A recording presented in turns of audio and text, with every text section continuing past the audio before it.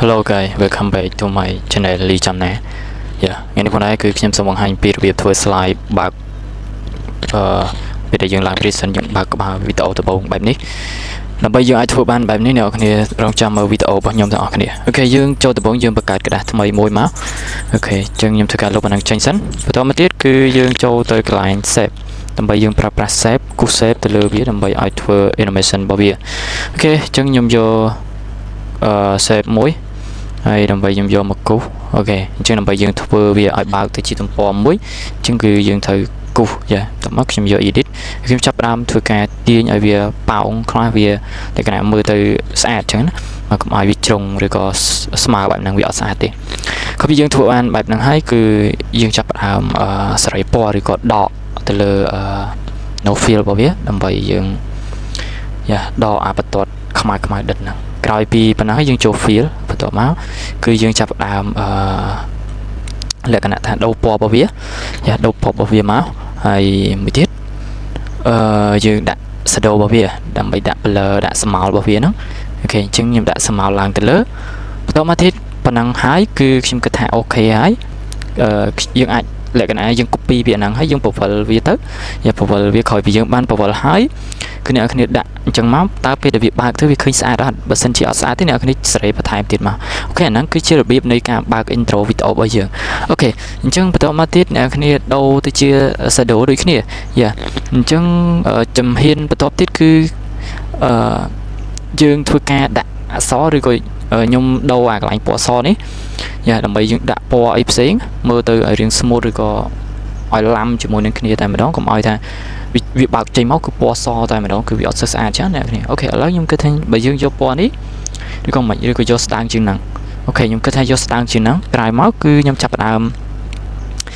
ចូលទៅ text word art តែម្ដងអញ្ចឹងយើងដាក់ word art យើងសរសេរពីអីក៏បានដែរអ្នកគ្នាអាចសរសេរបានច្រើនក៏ប៉ុន្តែខ្ញុំសរសេរ welcome យក welcome អញ្ចឹងមកគឺមានតែសូមស្វាគមន៍ហ្នឹងក្រោយពីខ្ញុំសរសេរហើយខ្ញុំធ្វើការតម្លើង font ឲ្យធំយ៉ាតម្លើង font ឲ្យធំហើយខ្ញុំនឹងដូរ font ដូរអីឲ្យមើលទៅរាងធំហើយស្អាតហើយមើលទៅរាងបែប 3D ដែរអូខេអញ្ចឹងនៅក្នុង PowerPoint គឺយើងអាចធ្វើ slide បែបហ្នឹងបានច្រើនហើយវីដេអូក្រោយខ្ញុំនឹងបង្ហាញវីដេអូ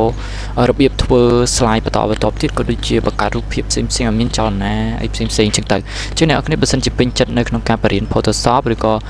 PowerPoint របស់ខ្ញុំគឺអ្នកគ្នាគ្រាន់តែ like ហើយនិង subscribe channel របស់ខ្ញុំម្នាក់មួយទៅដើម្បីតាមដានរាល់មេរៀនផ្សេងៗបន្តទៅអូខេអញ្ចឹងខ្ញុំដាក់វាទៅក្រោយមុននឹងខ្ញុំដាក់ទៅក្រោយខ្ញុំដាក់ shadow របស់វាសិនឲ្យវាមាន blur ឲ្យវាមានអីមើលទៅឲ្យស្អាតជាងហ្នឹងណាអូខេក្រោយពីខ្ញុំដូរ font ហើយគឺខ្ញុំចាប់ផ្ដើមដាក់ shadow របស់វាក្រោយមកគឺខ្ញុំចាប់ផ្ដើមចុច save file ហើយ save format ហើយដូរពណ៌វាទៅហើយកន្លែងនេះគឺខ្ញុំរៀងដាក់ឲ្យវា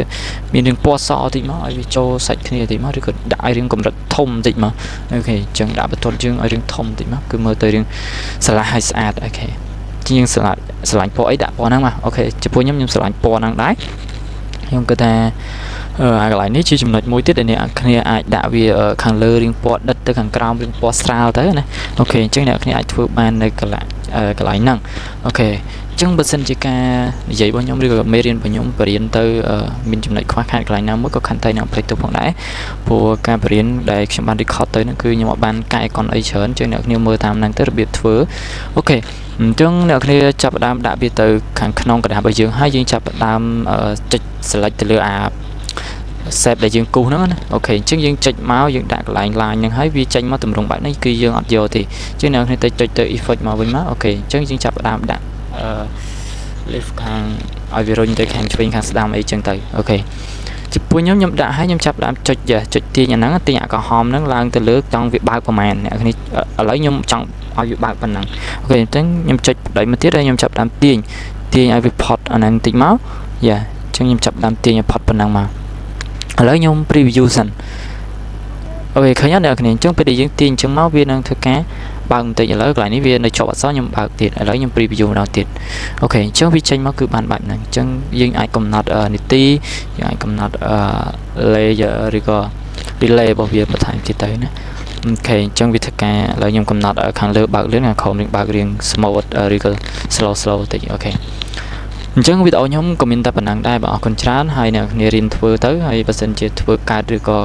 មិនកើត comment ក្រោមវីដេអូខ្ញុំនឹងព្យាយាមបញ្ចេញវីដេអូបន្តទៀតអូខេជួបគ្នានៅវីដេអូក្រោយ good luck goodbye everyone bye bye